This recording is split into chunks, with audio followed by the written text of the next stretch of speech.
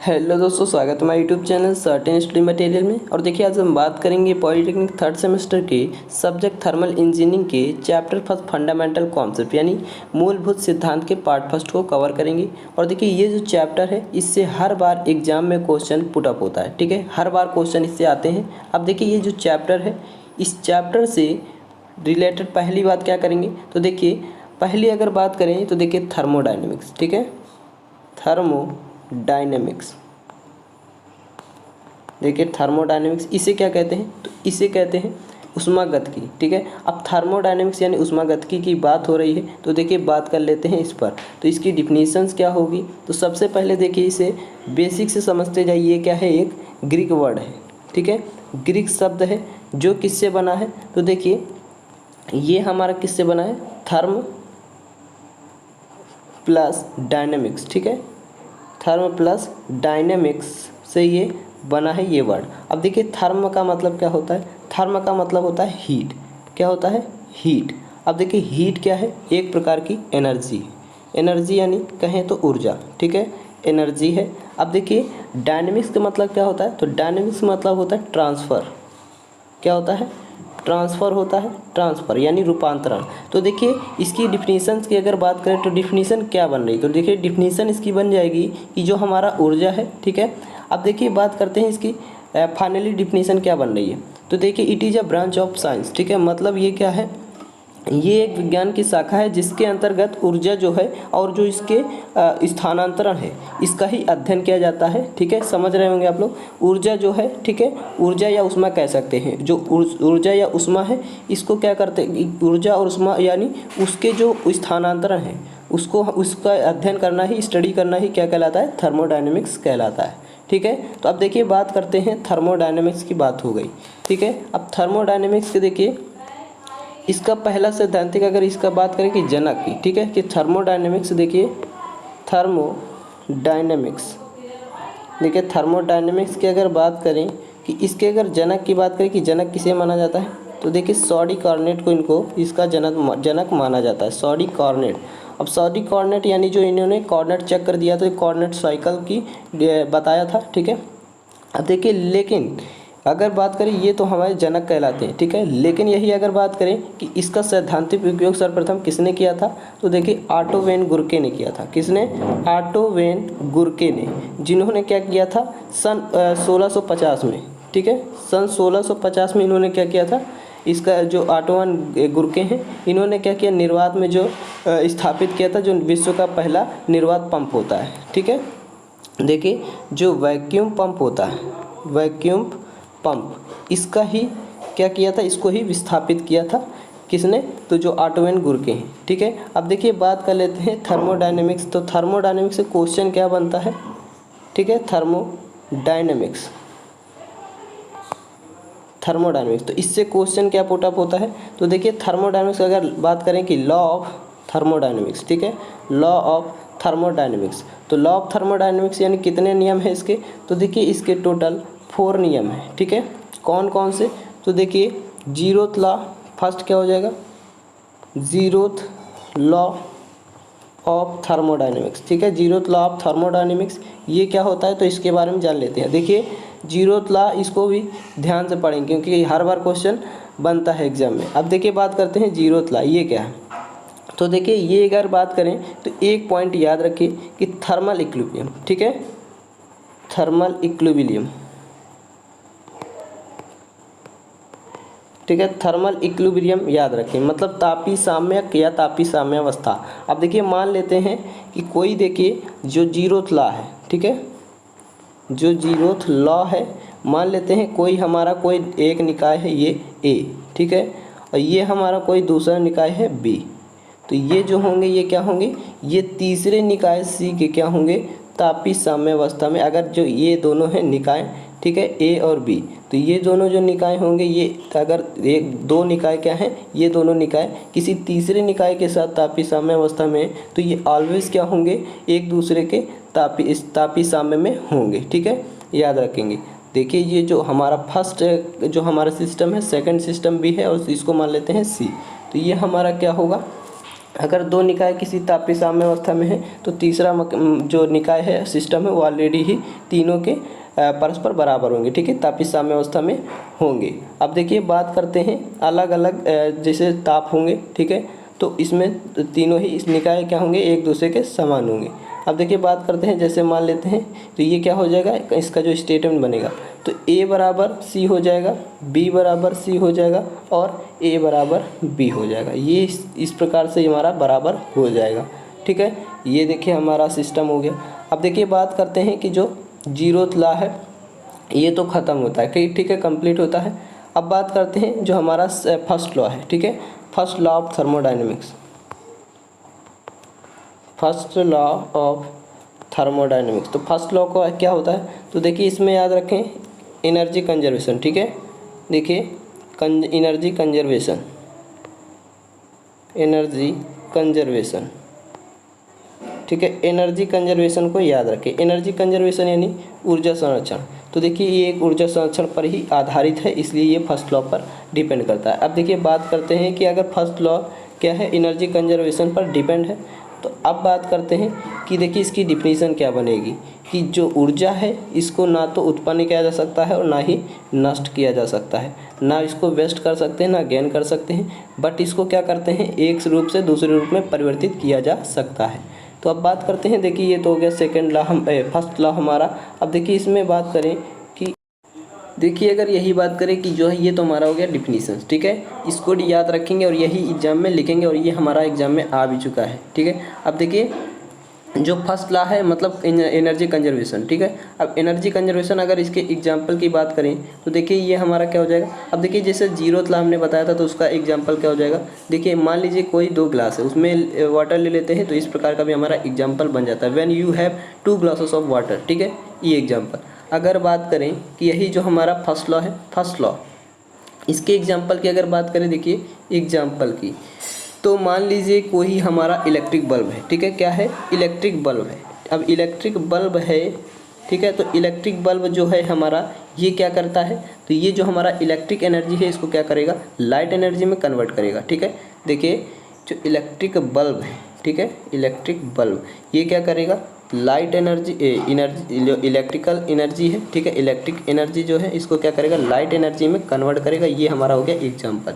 अब बात करते हैं इसके दूसरी डिफिनेशन की, अगर ये भी लिख सकते हैं और जो दूसरी डिफिनेशन है वो क्या है, देखिए यदि अगर कोई दो निकाय है, ठीक है, उसको क्यू आवेश दिया जा रहा है, ठीक है, मतलब क्यू आवेश दें किसी निकाय को, मान लीजिए कोई हमारा, देखिए मान लीजिए कोई हमारा सिस्टम है, ठीक है, मान लीजिए ये हमारा कोई सिस्टम है, इसको अगर क्यू आवेश दें या चार्ज दें तो उसका कुछ भाग क्या होगा, इंटरनल एनर्जी की वृद्धि करेगा, ठीक है, इंटरनल एनर्जी जो कि आंतरिक ऊर्जा में वृद्धि करेगा, और जो शेष भाग बचेगा वो W पर, W मतलब जो हमारा शेष भाग होगा वो W कार्य में मतलब रखा होगा, ठीक है। अब देखिए बात करते हैं कि इससे हमारा एक इक्वेशन भी बनती है कि हमारा Q बराबर क्या हो जाता है, Q बराबर हो जाता है डेल्टा U और प्लस W। डेल्टा U ये क्या है, तो हमने बताया जो कि इंटरनल एनर्जी में इंक्रीजमेंट है यानी वृद्धि है, ठीक है, ये क्या है, ये चार्ज है, और W क्या है, ये जो शेष भाग हमने बताया कि W में जो कृतकार होगा, ठीक है, जो कृतकार होगा वो W होगा, इसमें जो ऊर्जा व्यय होगी।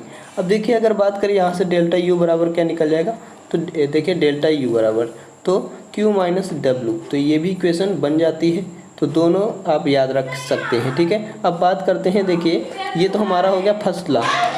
अब देखिए यही बात करते हैं, अब बात करते हैं थर्ड लॉ सेकंड लॉ पर, ठीक है, सेकंड लॉ ऑफ थर्मोडायनेमिक्स। तो सेकंड लॉ यानी द्वितीय नियम क्या होता है, उसमें गतिकी का, तो ये देखिए हमारा आ भी चुका है एग्जाम में, और देखिए एग्जाम में आने के बाद ये देखिए अगर बात करें कि थर्मोडायनेमिक्स से जो लॉस हैं ये आए हैं हर बार। अब देखिए 2018 की अगर बात करें तो इसमें पेपर कठिन आया था, क्योंकि सभी क्या थे, न्यूमेरिकल थे, क्योंकि 6 क्वेश्चन आते हैं उसमें से 5 करने होते हैं, और 5 एक जो था 5 करने थे तो 4 थे न्यूमेरिकल पूरे, फिर टोटल न्यूमेरिकल था। अगर बात करें कि 5वां क्वेश्चन मतलब एक क्वेश्चन क्या था कि उसमें थ्योरी था, तो एक क्वेश्चन में क्या हो सकता है, तो इसलिए आप लोग प्रिपरेशन सही से करेंगे। अब देखिए बात करते हैं कि इस बार जो एग्ज़ाम हुआ था उसमें क्या हुआ था, तो उसमें भी क्या हुआ था, तो वो काफ़ी अच्छा भी था, मतलब दोनों के बोध थे, मतलब न्यूमेरिकल भी था और थ्योरी भी था, ठीक है, तो इस बार का पेपर अच्छा था। अब देखिए बात हो रही है सेकेंड लॉ की, ठीक है, सेकेंड लॉ ऑफ थर्मोडायनेमिक्स की। तो इसके बारे में जान लेते हैं। तो देखिए इसको अगर बात करें कि इसको डिफिनीसन जो अगर बात करें डिफिनीसन की, तो इसको दो वैज्ञानिक थे जिन्होंने अलग अलग स्टेटमेंट दिया, ठीक है। देखिए जो स्टेटमेंट दिया गया तो इसको क्या स्टेटमेंट को नाम दिया गया कि जो हमारा पहला है ये हो गया देखिए केल्विन प्लांक स्टेटमेंट, ठीक है।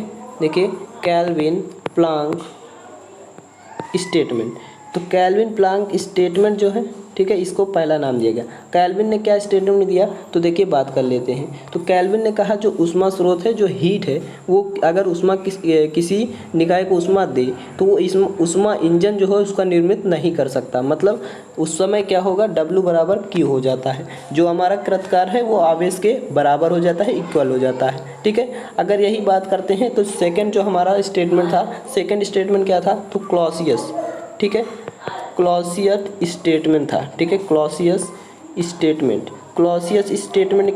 क्या हुआ, तो देखिए उन्होंने कहा कि जो हाई टेम्परेचर होगा, कि कोई निकाय है उसको हाई टेम्परेचर से लो टेम्परेचर में वो ट्रांसफ़र होगा, ठीक है। और देखिए ये हमारा हाई टेम्परेचर है, किसी निकाय को अगर उसमें हीट दिया जाए तो वो क्या होगा, लो टेम्परेचर में क्या हो जाएगा, ट्रांसफ़र हो जाएगा। ये हमारा लो टेम्परेचर है, ठीक है। तो याद रखेंगे, इन्होंने ये कहा कि जो उच्च ऊष्मा होगा, उच्च ताप होगा, वो निम्न ताप में ट्रांसफ़र होगा हमें ऑलवेज, ठीक है।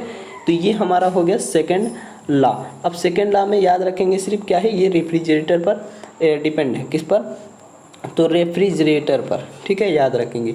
अब चलते हैं, देखिए तो ये हमारा हो गया सेकंड लॉ। अब बात करते हैं थर्ड लॉ ऑफ थर्मोडायनेमिक्स, ठीक है। थर्ड लॉ, तो थर्ड लॉ ये हमारे देखिए थर्ड लॉ ऑफ थर्मोडायनेमिक्स, तो ये हमारे सिलेबस में नहीं है, लेकिन अब इसकी बात कर लेते हैं, थोड़ा बहुत जान लेते हैं, ठीक है। तो देखिए थर्ड लॉ क्या होता है, एंट्रोपी पर डिपेंड है। एंट्रोपी, देखिए एंट्रोपी पर ये क्या है, एंट्रोपी पर ये डिपेंड है, ठीक है, एंट्रोपी पर। अब देखिए बात कर लेते हैं कि जैसे कोई एंट्रोपी है, ठीक है, जब क्या किया जाता है, किसी मटेरियल को परम शून्य तापक्रम पर एंट्रोपी जब शून्य होती है तो यही तभी यह नियम फॉलो होता है, थर्ड लॉ। जैसे कोई एंट्रोपी है, ठीक है, किसी पदार्थ की परम शून्य ताप पर, ठीक है, तो उसमें क्या होगा, एंट्रोपी अगर शून्य है तभी यह नियम लागू होगा, वरना ये नहीं लागू करेगा, ठीक है, याद रखेंगे। तो ये हमारा हो गया थर्ड लॉ ऑफ थर्मोडायनेमिक्स। अब बात करते हैं, देखिए कि जो थर्मोडायनेमिक्स है इसके सिस्टम कितने हैं, ठीक है। हम बात करेंगे टाइप्स ऑफ थर्मोडायनेमिक सिस्टम, ठीक है, ठीक है, डायनेमिक सिस्टम की बात करेंगे, ठीक है, इसे शॉर्ट में लिख दिया है। तो थर्मोडायनेमिक सिस्टम ये कितने होते हैं, मतलब निकाय कितने होते हैं। तो देखिए थर्मोडायनेमिक सिस्टम जो है ये ऑलवेज टू बेस पर होते हैं। तो देखिए कौन कौन से, एक होता है ऊर्जा में द्रव्यमान स्थानांतरण, मतलब मास ट्रांसफ़र, ठीक है, ऊर्जा में द्रव्यमान स्थानांतरण के आधार पर। और दूसरा होता है जो हमारा पदार्थ की अवस्था के आधार पर, ठीक है, जो मटेरियल की पोजीशन के बेस पर होती है। इसके अगर बात करें कि जो हमारा पदार्थ के मास, मतलब जो मास के ट्रांसफ़र पर है, ऊर्जा में द्रव्यमान के स्थानांतरण पर, ठीक है, जो देखिए मास स्थानांतरण पर है, ऊर्जा में द्रव्यमान स्थानांतरण पर, ठीक है। अब देखिए बात करते हैं इसके बारे में। तो ये होता है तीन टाइप में, मतलब तीन टाइप्स के होते हैं जो ऊर्जा में जो सिस्टम होता है ऊर्जा में द्रव्यमान स्थानांतरण के आधार पर। तो ये होते हैं तीन, कौन कौन से, ये भी बात कर लेते हैं। तो देखिए फर्स्ट होता है हमारा ओपन, देखिए ओपन जो हो गया हमारा ओपन थर्मोडायनेमिक सिस्टम, ठीक है, ओपन थर्मोडायनेमिक सिस्टम। अगर बात करें सेकेंड की तो क्लोज थर्मोडायनेमिक सिस्टम। अगर थर्ड की बात करें तो देखिए आइसोलेटेड हो जाएगा, ठीक है, आइसोलेटेड थर्मोडायनेमिक सिस्टम। आइसोलेटेड मतलब होता है विलगित, ठीक है, विलगित उष्मागत की निकाय, ठीक है। ओपन यानी खुला उष्मागत की निकाय और क्लोज यानी बंद उष्मागत की निकाय। अब बात कर लेते हैं इनके बारे में। तो देखिए जो ओपन है ये इसको कहते हैं, एक और नाम दिया गया है ओपन थर्मोडायनेमिक सिस्टम को, फ्लो सिस्टम, ठीक है, क्या कहते हैं, फ्लो सिस्टम भी कहा जाता है। अब देखिए बात करते हैं ओपन सिस्टम के बारे में। जो ओपन सिस्टम है ये क्या करता है, ऊर्जा, देखिए ये क्या करेगा, जो हमारी एनर्जी है इसको मास में, मान लीजिए कोई हमारा, देखिए ये कोई हमारा ये क्या है, सिस्टम है। अब ये जो सिस्टम होगा यहाँ पर हमारा मास है, एनर्जी है, ठीक है। तो ये मतलब एनर्जी में भी मतलब अंदर भी जा सकता है और बाहर भी आ सकता है, ठीक है। अब देखिए तो ये हमारा जब निकाय हो गया, ठीक है, तो इसमें क्या होगा, जो एनर्जी होगी वो मास में कन्वर्ट हो सकती है और जो मास है वो एनर्जी में भी स्थानांतरण हो सकता है। मतलब दोनों का ही स्थानांतरण किया जा सकता है एक दूसरे में। अगर बात करें वही कि क्लोज में, तो क्लोज में क्या होता है, तो क्लोज में देखिए अगर बात करें कि जो हमारा एनर्जी है, एनर्जी अगर बात करें क्लोज से पहले एक चीज़ और जान लेते हैं कि इसके एग्जांपल्स की, ठीक है। जो ओपन था, ठीक है, ओपन के एग्जांपल जैसे हो गया बॉयलर, ठीक है, एयर कंप्रेसर हो गया, एयर कंप्रेसर हो गया। और देखिए बात कर लेते हैं जो गैस टरबाइन होता है, गैस टरबाइन, ये सभी इसके एग्जांपल हैं। क्लोज की अगर बात करें तो देखिए एनर्जी का जो एनर्जी होगी, ठीक है, एनर्जी को क्या कर सकते हैं, ट्रांसफ़र कर सकते हैं, लेकिन एनर्जी का ट्रांसफ़र हो सकता है लेकिन मास का ट्रांसफ़र नहीं हो सकता है, ठीक है। यही हमारा क्लोज थर्मोडायनेमिक सिस्टम होता है। अगर बात करें इसके एग्जाम्पल की तो इसका सबसे बढ़िया एग्जाम्पल है प्रेशर कुकर। तो प्रेशर कुकर जो है ये हमारा बहुत अच्छा एग्जाम्पल है। इसी प्रकार से रेडिएटर भी होता है और जो इंजन होता है उसमें जो सिलेंडर और जो पिस्टन भाग होता है ये भी इसका एग्जाम्पल होता है, ठीक है, याद रखेंगे। अब बात करते हैं कि जो हमारा आइसोलेटेड है, आइसोलेटेड इसके बारे में जान लेते हैं। आइसोलेटेड, तो देखिए आइसोलेटेड क्या होता है, जो विलगित होता है, ठीक है। आइसोलेटेड की अगर बात करें तो आइसोलेटेड जैसे जो हमारा एनर्जी होगा, ठीक है, एनर्जी होगा और जो मास होगा दोनों का ही क्या किया जा सकता है, स्थानांतरण किया नहीं जा सकता है, मतलब दोनों ही स्थानांतरित नहीं होंगे। अब देखिए बात करते हैं कि जो हमारा इसके एग्जाम्पल होगा, तो एग्जाम्पल क्या होगा, जैसे हो गया थर्मल फ्लास्क, ठीक है, क्या हो जाएगा, तो देखिए थर्मल फ्लास्क हो गया, ठीक है, थर्मल फ्लास्क, तो ये हमारा हो गया इसका एग्जाम्पल। अगर बात करते हैं, अब देखिए जो मटेरियल के बेस पर था, ठीक है, देखिए जो मटेरियल के बेस पर था सेकंड वाला, तो इसमें ये भी दो टाइप में डिवाइड किए गए हैं। कौन कौन से, तो होमोजीनियस, देखिए होमोजीनियस और हेट्रोजीनियस, ठीक है, होमोजीनियस और हेट्रोजीनियस। तो होमोजीनियस और हेट्रोजीनियस ये क्या होते हैं, तो समांगी इसे बोलते हैं, इसे क्या बोलते हैं, विषमांगी निकाय, ठीक है। अब देखिए बात कर लेते हैं तो इसका ये क्या होता है, तो देखिए द्रव और जो कार्यकारी पदार्थ होते हैं वो एक ही अवस्था में अगर हों, स्थित हों, तो वो हमारा कहलाता है होमोजीनियस, मतलब एक ही पोजीशन पर स्थित हो। अगर बात करें कि जो द्रव है और कार्यकारी है ये अगर एक ही अवस्था में स्थित ना हो तो ये हमारा कहलाता है हेट्रोजीनियस। अगर बात करें इसके एग्जाम्पल की, तो एग्जाम्पल हमारा क्या हो जाता है, जैसे ऑक्टेन प्लस हेप्टेन, ठीक है, मतलब ऑक्टेन और हेक्टेन का मिश्रण, ठीक है, ऑक्टेन और हेप्टेन, ठीक है, जो ऑक्टेन इसका मिक्सचर होगा, ठीक है, मिक्सचर होगा, यही हमारा इसका एग्जाम्पल है। और दूसरे एग्जाम्पल की बात करें तो जल और जो नाइट्रिक अम्ल होता है, ठीक है, याद रखेंगे, जो H2O और HNO3 का मिश्रण होता है ये भी हमारा इसका एग्जाम्पल है। यही अगर हेट्रोजीनियस की बात करें तो ये देखिए इसको तो हमने बता दिया है, बस आप इसको एग्जाम्पल क्या होगा ये जान लीजिए। तो जैसे देखिए जो दाब होता है, ठीक है, दाब और जो गैस का मिश्रण होता है ये भी हमारा इसका एग्जाम्पल है, और जल और तेल का भी, ठीक है, H2O जो होता है और जो हमारा ऑयल होता है ये भी इसका एग्जाम्पल हो गया। तो देखिए अब इतना आप लोगों को उम्मीद करते हैं समझ में आ गया होगा। अब देखिए बात कर लेते हैं, एक बार सिर्फ आप लोगों को बता देते हैं कि जो इम्पॉर्टेंट है, एक बार इसको फिर से रिवाइज करा देते हैं ताकि आप लोगों को बस एक ही मिनट में, ठीक है। देखिए जो हमारा लॉ ऑफ थर्मोडायनेमिक्स है, ठीक है, देखिए लॉ ऑफ थर्मोडायनेमिक्स, तो लॉ ऑफ थर्मोडायनेमिक्स जो है इसको जान लीजिए। जैसे कि हमने बताया है कि जीरोथ लॉ हो गया, ठीक है, जीरो लॉ हो गया, फर्स्ट लॉ हो गया, सेकंड लॉ हो गया, तो ये हमारा सिलेबस में है, बट थर्ड लॉ क्या है, सिलेबस में नहीं है। तो देखिए जीरोथ लॉ हमने बताया कि जब कोई दो निकाय क्या होगा, किसी तीसरे निकाय के साथ अलग अलग तापीय साम्यावस्था में होगा तो ये हमारा जीरो लॉ कहलाएगा। मतलब जो फर्स्ट लॉ हमने मान लिया कोई निकाय है, एक निकाय है ए, दूसरा निकाय है बी, ठीक है, तो ये हमारा क्या है, ये देखिए हमारा तापीय साम्यावस्था में होगा जो हमारा सी के साथ होगा, जो सी होगा ये हमारा, तो ये तीनों क्या होंगे, ऑलवेज एक परस्पर क्या होंगे, तापीय साम्यावस्था में तीनों होंगे, ठीक है, बराबर होंगे। अब देखिए फर्स्ट लॉ हमने क्या बताया, तो एनर्जी कंजर्वेशन, मतलब ऊर्जा को नष्ट नहीं किया जा सकता ना उत्पन्न किया जा सकता है, ठीक है। और यही हमने सेकंड लॉ की बात की, दो वैज्ञानिक थे जिन्होंने अलग अलग डिफिनीशन बताई, ठीक है। देखिए जो क्लॉसियस ने बताया वो क्या बताया कि हाई टेम्परेचर जो होगा वो लो टेम्परेचर में ट्रांसफ़र होगा। और अगर बात करें कि जो हमारा फर्स्ट जो सेकेंड स्टेटमेंट है वो कैल्विन प्लैंक स्टेटमेंट है। उन्होंने क्या कहा कि ऊष्मा स्रोत है जो उसका अगर किसी निकाय को ऊष्मा दे तो ऊष्मा इंजन को क्या करेगा, वो ऊष्मा इंजन में को निर्मित नहीं करेगा, क्योंकि उस समय क्या होता है W बराबर Q हो जाता है, यानी जो हमारा वर्क है वो हमारा चार्ज में कन्वर्ट हो जाता है, मतलब बराबर हो जाता है।